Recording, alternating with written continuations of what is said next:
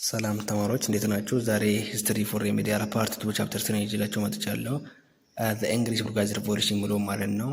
እና የዩቲዩብ ፕሊዝ ሰብስክራይብ፣ ሼር፣ ላይክ መድረግ አይረሳ። እና ጂኦግራፊ ቻፕተር 4 ይሰራል ስትሉ ነበር አንዳንድ ተማሪዎች። ቻፕተር 4 ይሰራላችሁ እና በኮሜንት እሱን አሳውቁን ይላሉ። ሌተስ ስታርት ኢት። የኢንግላንድን አመፅ ወይም ደግሞ አብዮትን እናያለን። In 1603, the last ruler of English Tudor dynasty, Queen Elizabeth I died unmarried. ኩዊን ኤልሳቤት ፈርስት የምትባለው የሄንሪ ልጅ እንግዲህ የመጨረሻው የቱድሮ ዳይነስቲ ንግስት ነበረች ማለት ነው። እና እሷ የሞተችው ምንም ልጅ ሳይኖራት ወይም ደግሞ ሳታገባ ነበር ማለት ነው የሞተችው። she was succeeded by her nearest relative James VI, king of Scotland። እንግዲህ እሷን የተካት እሷ ከሞተች በኋላ ኢንግላንድን ሲመራ የነበረው ማን ነበረ ከተባለ የስኮትላንድ ንጉስ የሆነው ጀምስ ሲክስ ነበረ ማለት ነው። who became also ጀምስ ፈርስት king of England Ireland ይላል። እንግዲህ እሱ የስኮትላንድም የኢንግላንድም ንጉስ ሲሆን ራሱን ከጀምስ ሲክስ ወደ ጀምስ ፈርስት ብሎ ሰየመ ማለት ነው ማለት ነው። እና from 1603 on England and Scotland had the same ruler but remained separate countries። እንግዲህ ከ1603 ወይም ደግሞ ኤልሳቤት ፈርስት ከሞተች በኋላ ኢንግላንድም ስኮትላንድም ግን ተመሳሳይ የሆነ መሪ ያላቸው። እሱም ማን ነው? ጀምስ ፈርስት ተብሎ የሚጠራ ንጉስ ነው ማለት ነው። የስኮትላንድ መሪ የነበረው ንጉስ የነበረው ማለት ነው። ነገር ግን but remained separate countries in all other respects ይላል። እንግዲህ ምንድነው ሁለቱ ሀገራቶች ምንም እንኳን ተመሳሳይ መሪ ወይም ንጉስ ቢኖራቸውም የተለያዩ ካውንትሪ እንደሆነ ማወቅ አለባቸው ማለት ነው። ኢንግላንድ እና ስኮትላንድ ቦዝ ዋት ፕሮቴስታንት ናቸው። ሁለቱም እንግዲህ ኢንግላንድም ስኮትላንድም ሪሊጅናቸው ፕሮቴስታንት ናቸው ማለት ነው። ነገር ግን the Scottish church called the Presbyterian church was more strictly and thoroughly Calvinist than the official church of England ይላል። እነዚህ ስኮቲሽ ተብሎ የሚጠሩት እንግዲህ ፕሬስቢቴሪያን ቸርች ነው ተብሎ የሚጠራ እና እነዚህ ምንድነው በጣም ስትሪክትሊ ወይም ደግሞ ካልቪኒስት ብሎ ነው ራሳቸውን ብሎ የሚጠሩት ማለት ነው። ምክንያቱም አክራሪ ናቸው ማለት ነው። ከኢንግላንድ ጋር ኮምፔር ስናደርገው ምንም እንኳን ሁለቱ ፕሮቴስታንት ቢሆኑም ግን ስኮትላንዶች በጣም አክራሪና ካልቪኒስት ነን ብሎ የሚያስቡ ናቸው ማለት ነው። England and Scotland did not become politically united except briefly in the time of Cromwell until the Act of Union in 1707 ይላል። እንግዲህ ኢንግላንድ እና ስኮትላንድ አንድ ፖለቲካሊ አንድ ሆኖ አያውቅም። except in the what ክሮምዌል ተብሎ የሚጠራ እንትን መሪ አለ ወይም ደግሞ የአርሚ ሊደር ነው ክሮምዌል ተብሎ የሚጠራ እሱ በ1707 አክት ኦፍ ዩኒየን ተብሎ የሚጠራ አለ። አንድ ናቸው ፖለቲካሊም ሁሉ ኢኮኖሚካሊም አንድ ናቸው ብሎ እስከሚያውጅ ድረስ እስከዚህ ዓመተ ምህረት እንግዲህ ኢንግላንድ እና ስኮትላንድ ፖለቲካሊ አንድ አልነበረችም ምሩ ነገር መያዝ አለባቸው ማለት ነው። so after 1707 with single parliament and a government England and Scotland became known as Great Britain but usually just Britain for short። ከ1707 ክሮምዌል ተብሎ የሚጠራ የአርሚ ሊደር እንግዲህ አንድ ካረጋቸው በኋላ ፖለቲካልም ኢንግላንድና ስኮትላንድን አንድ ካረጋቸው በኋላ አንድ ፓርላመንት እና አንድ ገቨርንመንት ነው ያለው። የኢንግላንድም የስኮትላንድም መሪ ነበረ።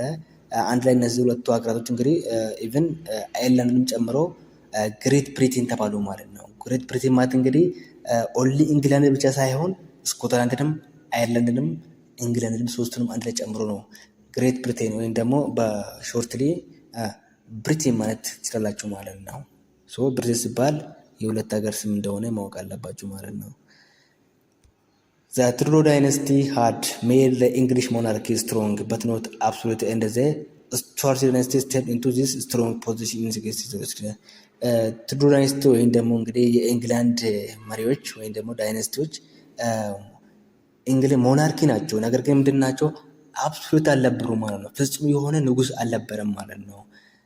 ይሄ ደግሞ እንግዲህ የሆነበት የተለያዩ ምክንያቶች አሉ። The English monarchy was not absolute because although there were a royal navy a king had no regular professional army ይላል። ምንም እንኳን ይሄ እንግሊሽ ሞናርኪ ተብሎ የምንጠራ ሮያል ናቪ ቢኖርም እንኳን ኪንጉ ወይም ንጉሱ ምን አልነበረውም ፕሮፌሽናል የሆነ አርሚ የለውም። ለዚህ ነው እንግዲህ የእንግሊሽ ሞናርኪ አብሶሉት አይደለም ብለን የምንጠራው ማለት ነው። ይሄ ሪዝን ነው። ኤግዛሞች ላይ ትጠይቃላችሁ፣ መያዝ አለባችሁ። ለምንድነው የእንግሊሽ ሞናርኪ አብሶሉት ያልሆነው ከተባላችሁ፣ ምክንያቱም ኪንጉ ንጉሱ ምን የለውም ሬጉላር የሆነ ፕሮፌሽናል አርሚ አልነበረውም ማለት ነው።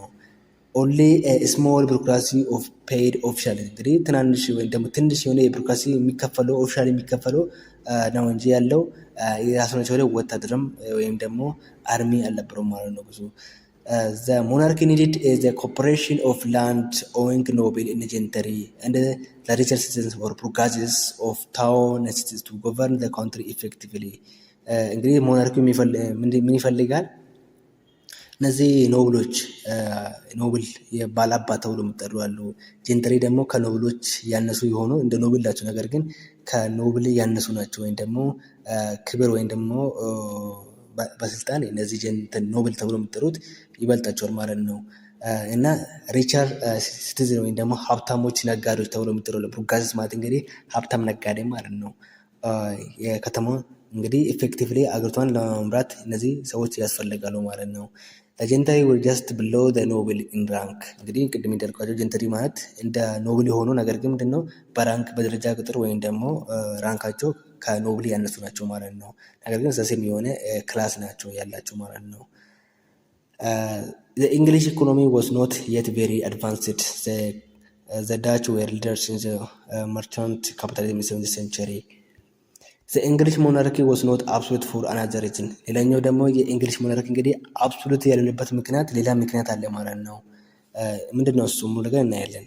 that is existence of what representative national assembly called parliament እንግዲህ አገርን የሚወክል ናሽናል የሚወክል ፓርላመንት ስላለ ነው ማለት ነው።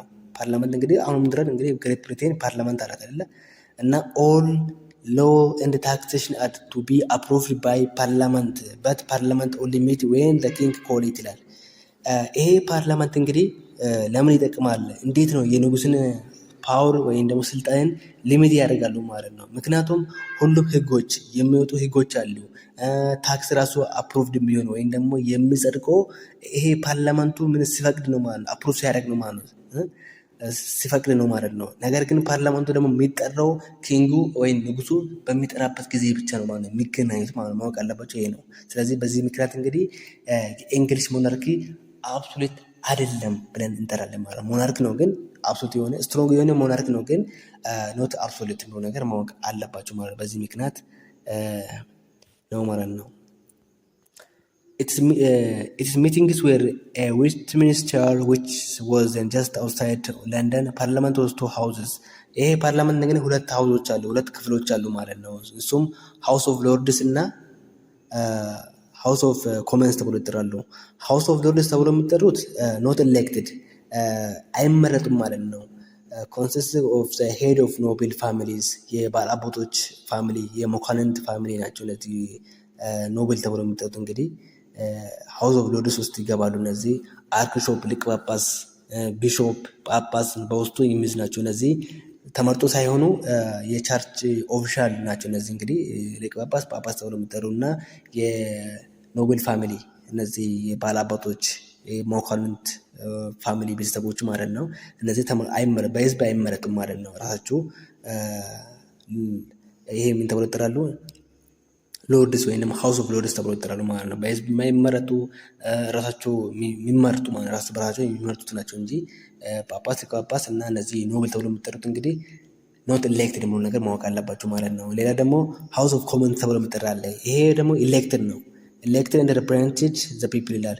በህዝቡ ነው የሚመረጠው ማለት ነው። ነገር ግን ይሄም ህጋዊ አይደለም። ባይዘው ይሄም ሃውስ ኦፍ ኮመንስ ምንም እንኳን ኤሌክትድ ቢደረግ ደግሞ ህዝብን ይወክላል ብሎ ቢመረጡም ራሱ ግን ይሄ ኢሌጋል ማለት ነው። ዘ ቮቲንግ ኢን ኤሌክሽን ፎር ሜምበርስ ኦፍ ፓርላመንት ማለት ነው። ይሄ ዘ ሃውስ ኦፍ ኮመንስ ዋስ ኖት ዲሞክራሲያዊ አይደለም ማለት ነው። ኤ ፌርሊ ላርጅ ነምበር ኦፍ አዳልት ሜልስ ኩድ ቮት በት ሰርተንሊ not all adult males. Also there were respect and obedience towards gentry families and these families took the lead in the public affairs.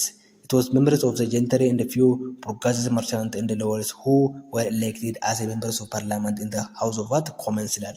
እንግዲህ እነዚህ house of commons ብለን የምንጠራቸው የሚመረጡት ምንድን ነው ከየት ነው ከተባለ ከህዝብ ነበር መሆን ያለበት ዲሞክራሲያዊ ማለት ነው። ከህዝብ ነበር መመረጥ የነበረባቸው። ነገር ግን አይደለም። ቡርጋዝና እነዚህ ጀንተሮች ነበር የሚመረጡት። ጀንተሪ ማለት እንግዲህ ከኖብል ያነሱ ክላስ ናቸው ብያቸዋለሁ። ልክ እንደ ኖብል ባይሆንም ግን በራንክ ኖብል ይበልጣቸዋል። የባለ መኳንንት ፋሚሊ ይበልጣቸዋል። ጀንተሪ ግን ከዛ በታች ያሉ ክላስ ናቸው። ግን እነዚህ ሃውስ ኦፍ ኮመንስ ውስጥ የሚገቡት ከዛ ቀጥታ ከህዝቡ ሳይሆን የሚመረጡት ከዚህ ከነዚህ ጀንተሪ እና ከዚህ ቡርጋዝ በጣም ሀብታም ከሆኑ መርቻንት ወይም ደግሞ ነጋዴ ነው የሚመረጡት ማለት ነው። ሶ ቢኮዝ ኦፍ ሪዝን ዜ አር ኖት ዋት ሌጋል ወይም ዴሞክራቲክ አይደለም ማለት ነው። ይሄ ሃውስ ኦፍ ኮመንስ ብለን የምንጠራው ማለት ነው። እና አሁን የምናየው እንግዲህ በዚህ ምክንያት ነው እንግዲህ የኢንግላንድ ስትሮንግ የሆነ ሞናርኪ አብሶሉት አይደለም ብለን የምንጠራው በዚህ ምክንያት ነው። ፓርላመንቱ ስላለ ነው ብለናል። ፓርላመንቱ ደግሞ ሁለት እንዳለ ሃውስ ኦፍ ሎርድስ እና ሃውስ ኦፍ ኮመንስ እንደሆነ አይተናል። በዚህ ምክንያት እንግዲህ የኢንግላንድ ንጉስ አብሶሉት የሆነ ሞናርኪ አይደለም ብለናል ማለት ነው። አሁን ታዲያ እንዴት ነው በስኮትላንድ እና በኢንግላንድ መካከል ያለው ሪቮሉሽን የተነሳው ነገር እናያለን ማለት ነው። Serious conflict between the king and the parliament began in the reign of Charles I, and the cooperation between the king and the ruling class began to break down. ትክክለኛ ወይም ደግሞ ሲሪየስ የሆነ ኮንፍሊክት በኪንጉ እና በፓርላመንት እንግዲህ የተከፈተው ቻርልስ ዘ ፈርስት የሚባል ንጉስ ከመጣ በኋላ ነው ማለት ነው። The most serious disputes were about foreign policy and then money and religion ይላል። እንግዲህ ነገር ግን በቃ ሲሪየስ የሆነ ህዝብ እንግዲህ ወቀሳ ያደረሰበት እዚህ ንጉስ ላይ እንግዲህ በፎሬን ፖሊሲ እና በማንና ሪሊጅን ጉዳይ ነበረ ማለት ነው። Early in his reign, England was involved into expensive and unsuccessful war against Spain and ፈረንሳይ ይላል። ልክ እሱ ስልጣን ላይ እንደወጣ ይሄ ንጉስ ስልጣን ቻርልስ ዘ ፈርስት ስልጣን ላይ እንደወጣ እንግዲህ እንግላንድ ምንድነው ያደረገችው? በጣም ኤክስፔንሲቭ የሆነው ጦርነት ላይ ከስፔን እና ከፈረንሳይ ጋር ተዋጋች ማለት ነው። ነገር ግን ፌል ያደረገች ማለት ነው። ሁለቱንም ጦርነት ላይ ከስፔን ጋርም ከፈረንሳይም ጋርም ፌል ወይም ደግሞ ተሸነፈች ማለት ነው። እና ከህዝቡ ምን ይነሳበት ነበር? ንጉሱ ላይ እንግዲህ በጣም ክሪቲሲዝም ወይም ደግሞ ወቀሳ እና እሱ ላይ ብቻ ደግሞ አይደለም የእሱ ሚኒስትሮች እነዚህ ምንድን ነው እያደረጉ ያሉት ብሎ ይወቀሱ ነበረ ማለት ነው በህዝቦቹ ማለት ነው። ቻርልስ ላይክ ዘ ሞስት አውሮፓን ኪንግስ ዋዝ ዩዥዋሊ ኢን ፋይናንሻል ዲፊካልቲስ ይላል። ሌላው ደግሞ ምንድን ነው ልክ እንደ ማንኛውም የአውሮፓን ንጉሶች እንግዲህ ቻርልስ ዘ ፈርስትም የፋይናንሻል ችግር ያጋጥሙ ነበረ ማለት ነው። እና ምን ያደርግ ነበረ? እንደውም ከዚህ በጣም የባሰ ችግር ያመጣው when parliament did not vote sufficient money in taxation, Charles collected money without parliament's approval in a number of ways which his people felt were illegal ይላል። ይሄ ንጉስ ምን ያደርግ ነበረ? ፓርላመንቱ አፕሩቭ ከማድረጉ ወይም ደግሞ የታክስ መጠኑ ሰፊሽንት በቂ ካልሆነ አፕሩቭ የሚያደርጉ እንግዲህ ማን ናቸው? የታክስ መሰብሰብ እንዳለበት አፕሩቭ የሚያደርጉ ወይም ደግሞ የሚያጸድቁ እነዚህ ፓርላመንቶች ነበሩ ማለት ነው። ነገር ግን ቻርልስ ያ በቂ ካልሆነ ራሱ ገንዘብ ይሰበስብ ነበር፣ ኮሌክት ያደርግ ነበረ ማለት ነው። ይሄ ደግሞ ከፓርላመንቱ ህግ የወጣ ወይም ደግሞ ጥሶ ነው እንግዲህ ሌጋል ወይ ነበረ ገንዘብን ሲሰበስብ ነበረ። እና ይሄ በዚህ ምክንያትም ደግሞ ሌላ ችግር ነበረበት ማለት ነው። በጣም ሰዎቹ ይናደዱ ነበረ ማለት ነው። the religion's problem ደግሞ ምንድን ነው? the religious problem was the growing suspicion in England that Charles and his French Catholic queen Maria were taking England away from ፕሮቴስታንቲዝም እንደ ባክ ቱ ካቶሊሲዝም ይላል። ምን ብሎ ያስቡ ነበረ? በሪሊጅን ጉዳይ እንግዲህ ዋናው ምክንያት ነበረ በንጉሱ ወይም ቻርልስ ዘ ፈርስት እና በፓርላመንት መካከል የተነሳው ችግር ደግሞ ሌላው ነገር ምን ብለን ነበረ? ሪሊጅን ብለን ነበረ ማለት ነው። እንግላንዶች ያው እንደምታውቀው ፕሮቴስታንት ናቸው። ነገር ግን ምንድነው የሚስቱ ማለት ነው የቻርልስ ዘ ፈርስት ሚስቱ ኩዊን ማሪያ የምትባለው እሷ ካቶሊዝም ናቸው ማለት ነው። ማን ያውቃል ከኢንግላንድንም ፕሮቴስታንቲዝም ልክ እንደ ፈረንሳዮች ካቶሊክ ቢያደርግ ወደ ፕሮቴስታንቲዝም ወደ ካቶሊዝም ቢቀይርነስ ብሎ ይፈሩ ነበረ ማለት ነው። ስለዚህ በጣም ሰስፔክት ያደርጉ ነበረ ወይም ደግሞ ይጠራጠሩ ነበረ ማለት ነው። በዚህ ምክንያት ለችግር ነበረ ማለት ነው። ነገር ግን ይሄ ልክ አልነበረም። ምክንያቱም ቻርልስ ሴክሬት የሆነ ካቶሊክ አልነበረም። ነገር ግን ምን ብሎ ነበር የሚያስቡት? እሱ ሚስቱ ካቶሊዝም ስለሆነች እሱም እኮ ያኔ አሁን ላይ በምን ይነቀለን? እሱም ራሱ ካቶሊዝም ሆኖ ቢሆንስ ሃይማኖቱን ቀይሮ ቢሆንስ ብሎ ሰስፔክት ያደርጉ ነበር ወይም ይጠራጠሩ ነበረ ማለት ነው። ነገር ግን እሱ አልነበረም ይላል። Charles had so much trouble from Parliament that after 1629 he didn't call a meeting of parliament again until 1964 ይላል። እንግዲህ ለረጅም ዓመታት እንግዲህ ቻርልስ ዘ ፈርስት ከፓርላመንት ጋር ብዙ ችግሮች ስላሉት ብቻ ምንድነው ይሄን ፓርላመንት አልጠራቸውም ማለት ነው።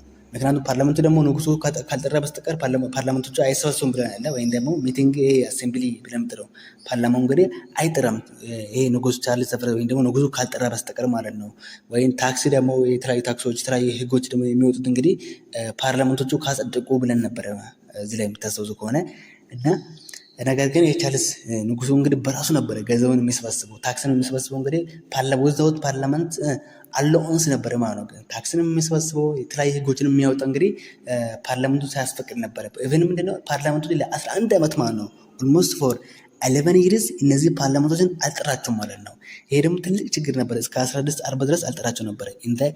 in the 11 years 1629 up to 40 ከ1629 ጀምሮ እስከ 40 ኦልሞስት ለ11 ዓመት እንግዲህ ቻርልስ ይሄን ፓርላመንት አልጠራቸውም ማለት ነው። without them they collect money in legal ways በህገወጥ በሆነ መንገድ ገንዘብንም ይሰበስብ ነበር ማለት ነው። he was ruling like an absolute monarch እንግዲህ ምን ብለናል? እንግላንዶች ምን አይደሉም ብለናል። አብሶሉት የሆነ ሞናርክ አይደለም ብለናል አይደለ? ነገር ግን ምንድነው አሁን እሱ ሲመራ የነበረበት ግን ምንድነው ቻርልስ ዘ ፈርስት ራሱን እንደ ሞናርኪ ነበር እንደ አብሶሉት ሞናርኪ ነበር ሲመራ የነበረው ማለት ነው። ምክንያቱም ዊዛውት ፓርላመንት ነበር ታክስን ሲሰበስብ የነበረው ዊዛውት ሞናርክ እንትን ፓርላመንት ነበረ የተለያዩ ህጎችን የሚያወጣ ማለት ነው። እና እንዴት ነው ይሄ ቢጊኒንግ ኦፍ ዘ ሪቮሉሽን እናያለን ማለት ነው። ታዲያ ይሄ አመጽ እንዴት ተነሳ ይሄ አብዮት እንዴት ተነሳ የሚሉ ነገር እናያለን ማለት ነው። The revolutionary crisis began in Scotland እንግዲህ አመጽ የተነሳው ይሄ አብዮት የተነሳው እንግዲህ ስኮትላንድ ላይ ነበረ ማለት ነው። ቻርልስ was king of Scotland as well as king of England እንግዲህ ቅድም እንዳልኳቸው ቻርልስ ተብሎ የሚጠራ ንጉስ የስኮትላንድም የእንግላንድም ንጉስ ነበረ ማለት ነው። በ1637 without consulting the Scottish Charles imposed the Church of England prayer book for church service in Scotland ይላል። ይሄ በጣም ትልቅ ስህተት የሰራው እንግዲህ ቻርልስ ዘ ፈርስት ተብሎ የሚጠራ ምንድነው ያደረገው እንግላንድ ላይ የእንግላንድን መጽሐፍ ወይም ደግሞ መጽሐፍ ቅዱስ ስኮትላንድ ላይም መጠቀም አለባቸው ብሎ ለሰርቪስ ለአገልግሎት ማገልገል አለበት ብሎ መጽሐፍ እነሱ ላይ ኢምፖዝ አጸደቀ ማለት ነው። ይሄ መጽሐፍ አንብቦ ብሎ ሰጣቸው ማለት ነው። የእናንተ መጽሐፍ ከዚህ በኋላ ይሄ ነው ብሎ ሰጣቸው። Scots opposed this for nationalist reason and because to the Calvinist Presbyterian Scots the prayer book really did look Catholic ብሎ አስቡ ማለት ነው። እንግዲህ እነዚህ ስኮቶች ተብለው የሚጠሩት ኦፖዝ አደረጉ ማለት ነው። ይሄ ምንድነው ምን ይላሉ? እንደውም ይሄ መጽሐፍ እንደውም ካቶሊክን ይመስላል። ስለዚህ ይሄ ሰውዬ ወደ ካቶሊክ ሊወስደን ነው። እነሱ ደግሞ በጣም አክራሪ የሆኑ ካቶሊክስ ነበሩ ብያቸዋለሁ። ስለዚህ አመጽ አነሱ ማለት ነው። ዘስኮትስ what rebelled አመጽ አነሱ ማለት ነው።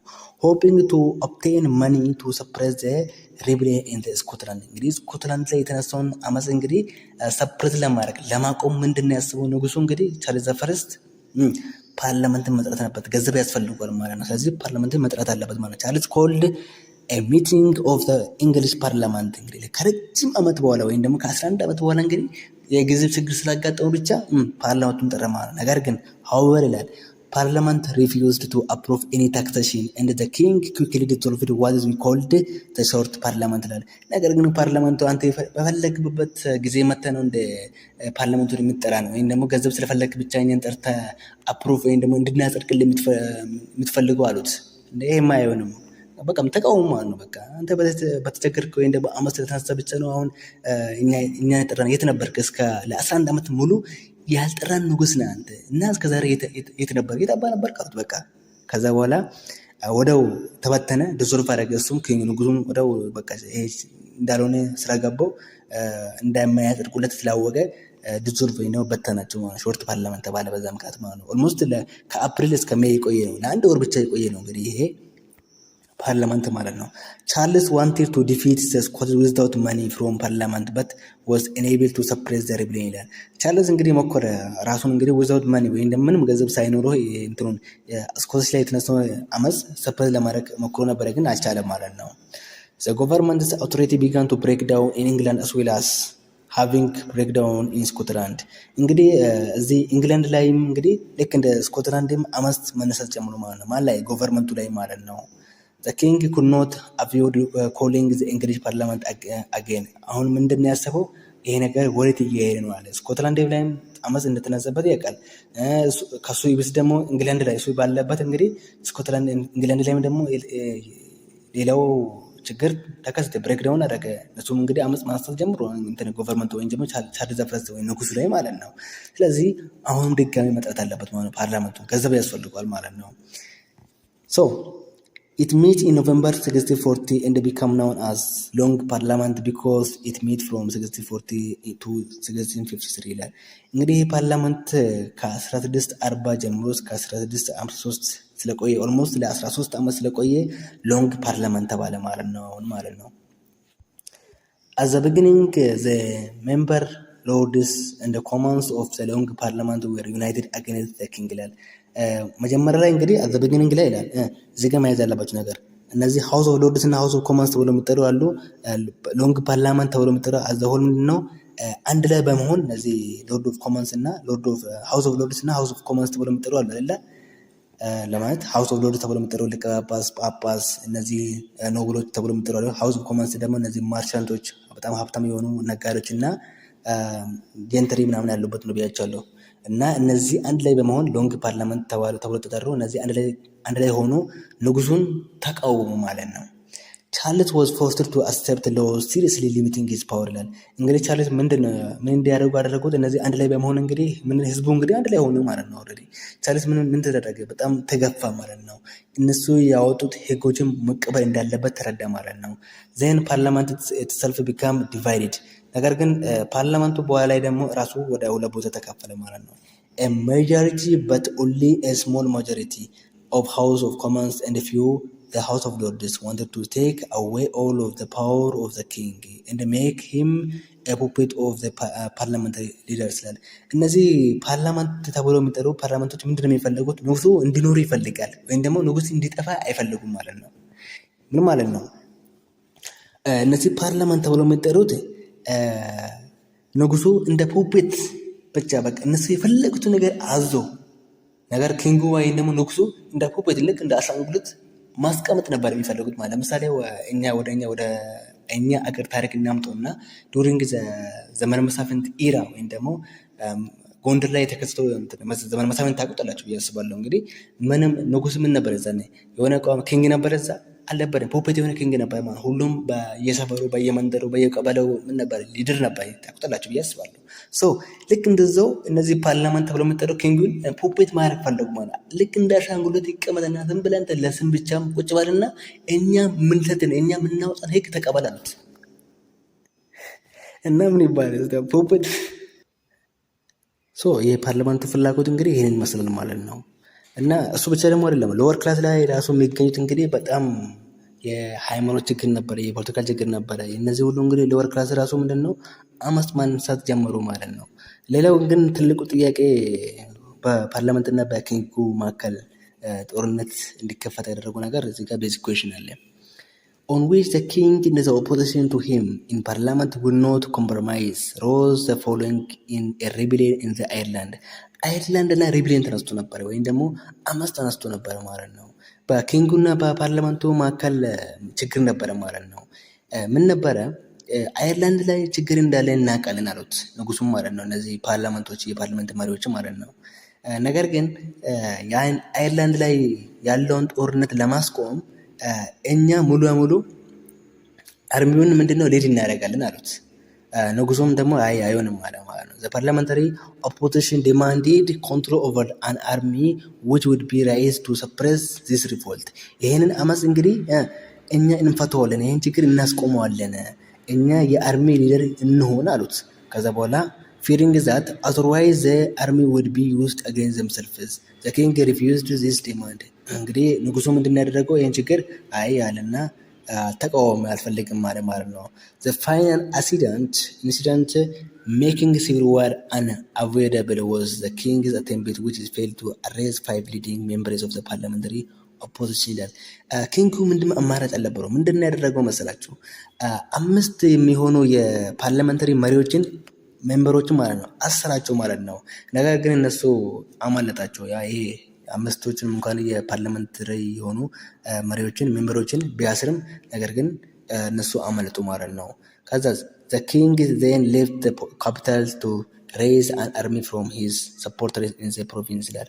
እንግዲህ ከዛ በኋላ ንጉሱ ምንድን ያደረገው ከሀገሩ ወጣ ማለት ነው። ከሀገሩ ወጣና የራሱን የቻለ ሰዎችን ማዘጋጀት ጀመረ ማለት ነው።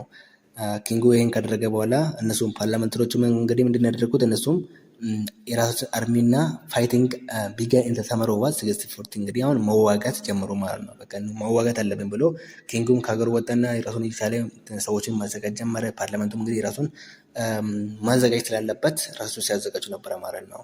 እና ጦርነት ተከፈተ ማለት ነው። የእርስ በእርስ ጦርነት ፈርስት ሲቪል ዋር ሁለተኛ ሲቪል ዋር አለ ጦርነት አለ። እንግዲህ እነሱን የዛሬን እንግዲህ ፈርስት ሲቪል ዋር አይተን ሰከንድ ፓርቱ ላይ እንግዲህ እንዳይበዛባቸው በፓርቱ ደግሞ ሰከንድ ሲቪል ዋር የሚለው ነገር እናያለን ማለት ነው።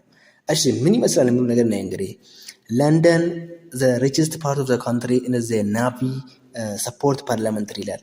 እንግዲህ ለንደንን ጨምሮ እና በጣም ሀብታም ተብሎ የሚጠሩ አሉ አገሪት ላይ እንግዲህ ፓርላመንትን ነበር ሰፖርት የሚያደርጉ ማለት ነው።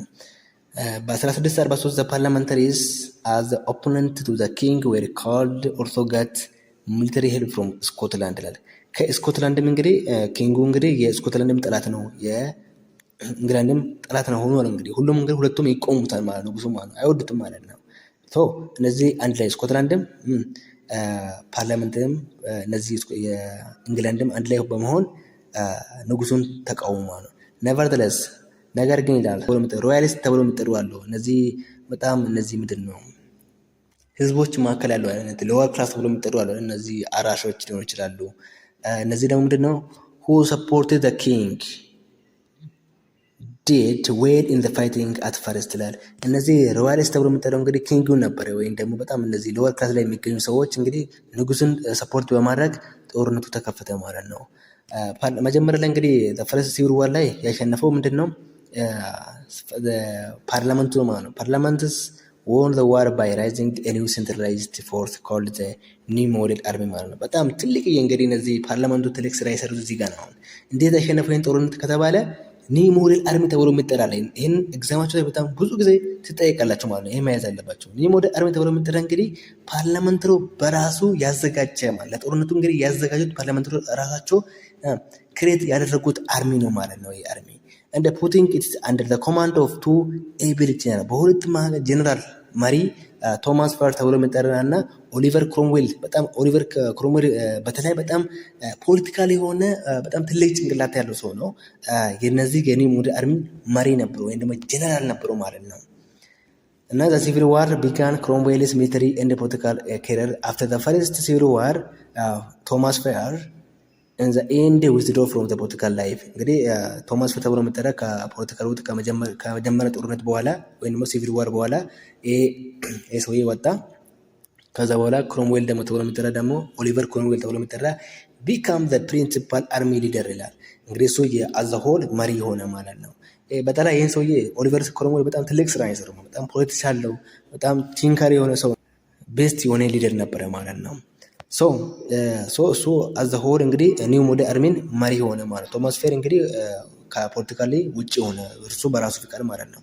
after the first civil war the problem was to get a fair political settlement ከዛ ምንድነው ያደረጉት እንግዲህ እነዚህ ፓርላመንተሮች እንግዲህ ቅድም የነገርኳቸው መጀመሪያ ላይ ንጉሱን እንግዲህ ከስልጣን ሙሉ ለሙሉ እንዲወጣ አይፈልጉትም። ለምን? ምክንያቱም ንጉሱ ይኖር እንደ ፖፔት ይቀመጥ ነበር ለምሉት እነሱ ስለዚህ አግሪመንት እንፍጠር እንስማማ አሉት ንጉሱ ማለት ነው። a settlement involved the king ማንን ፓርላመንት እና the army ፓርላመንትና አርሚ አንድ ላይ በመሆን ከኪንጉ ጋር ምን አግሪመንት እንፍጠር ሴትልመንት እናድርግ ችግሮቻችን እንፍታ በማለት ተወያዩ ማለት ነው። although ቻርልስ had lost the civil war ምንም እንኳን እንግዲህ ቻርልስ ቢሸነፍም ማለት ነው ንጉስ ነው almost everyone at first expected and wanted to the monarchy to continue with Charles still king ይላል። እነዚህ እንግዲህ ፓርላመንቱ ምንድነው የሚፈልገው ንጉሱ ምንም እንኳን ቢሸነፍም ነገር ግን እንደ ሞናርኪ ሆኖ ንጉሱ ሆኖ እንዲቀጥል ይፈልጉ ነበር ማለት ነው። this mean reaching an agreement with him about the distribution of political power and about religion ይላል። ሃይማኖቱም እንግዲህ እነሱ ልክ እንደፈለጉ ፕሮቴስታንቱ እንዲቆይ እዛው ወዳው እንደነበረ እንዲቆይና ፖለቲካል ፓወር ደግሞ ዲቫይድ እንዲሆኑ ፓርላመንቱ የፈለጉ ነገር ማድረግ እንደሚችልና ያ ማለት ታክስም መጽደቅ ካለበት በፓርላመንት ነው እንጂ ንጉሱ እንደፈለገ ማጽደቅ የለበትም የሚለው ነገር እና እዚህ ላይ ነው መስማማት የፈለጉት ማለት እነዚህ ፓርላመንታሪ ተብሎ የሚጠሩ ማለት ነው። ቦዝ ፓርላመንት ኤንድ ዘ አርሚ ሊደርስ ኔጎሽየትድ ዊዝ ዘ ኪንግ በት ዊዝ ኖ ሰክሰስ ይላል። እንግዲህ ፓርላመንት አርሚም እንግዲህ ያ ማለት ፓርላመንቱና አርሚ አንድ ላይ በመሆን ከኪንጉ ጋር ኔጎሽየት ያደረጉ እንስማማ አሉት። ነገር ግን ይሄ ስምምነት እንግዲህ ይሄ አግሪመንት ሰክሰስ አልነበረም ማለት ነው። ምክንያቱም ምንድን ነው? ቻርልስ ቢሊቭድ ሂ ዋዝ ኢንዲስፔንስብል ኤንድ ኩድ ዊን ኤ ኔጎሽዬሽን ዋት ሂ ሃድ ሎስት ኦን ዘ ባትልፊልድ። ምንድን ነው ያለው ቻርልስ ዘ ፈርስት? እኔ ስልጣን ሲጀመር የማይጠይቅ ስልጣን ነው ያለኝ፣ እኔን እኮ ንጉስ ነኝ እና ይሄንን ኔጎሽዬሽን እኔ ዊን ያደርጋለሁ አሸንፋለሁ አለው ማለት ነው። And in the Indian second civil war in 1648 he attempted to get military victory again. So ቻርልስ ምንድን ያለው እኔ ሁለተኛ ጦርነት መክፈት እንደሚፈልግና እና ቪክተሪ በቀል እንደሚፈልግ ነበር የተናገረው ማለት ነው። እዚህ ጋር ኔጎሽዬሽን ማለት ነው። ሶ ይሄ ኔጎሽዬሽን እንግዲህ አንሰክሰስፉል ነበረ ማለት ነው። ሶ ለዛሬ ይዤላችሁ የመጣሁት እንግዲህ እንዳይበዛባቸው እስከዚህ ድረስ ነው። ሰከንድ ሲቪል ዋር እንግዲህ እንዴት እንደነበረ ስፔሻሊ ስኮትላንድ እንግዲህ ፈርስት ሲቪል ዋር ላይ በፓርላመንተሩ ጎን ነበሩ፣ አንድ ላይ ነበሩ። ነገር ግን ስኮትላንድ እንግዲህ ሰከንድ ሲቪል ዋር ላይ ኦን ዘ ሳይድ ኦፍ ንጉስ ነው የሚሆኑ ወይም ደግሞ ኪንግ ነው የሚሆኑት። እሱ እንዴት ነው የሚሆነው? እንዴት ስኮትላንድ እና ኪንጉ አንድ ላይ መሆን ቻሉ? ነገር እንግዲህ እናንተ የምታውቁ ከሆነ በኮሜንት አሳውቁኝ።